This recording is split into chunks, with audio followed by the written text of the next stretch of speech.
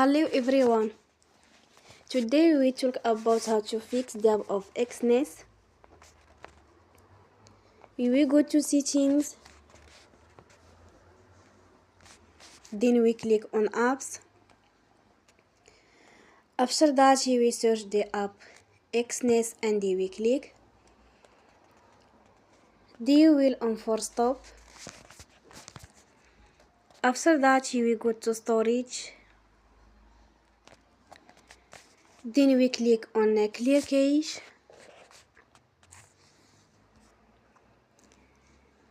In the end, turn off your phone and you will restart your phone again. Don't forget to support us by like and subscribe. See you next time and thank you for watching.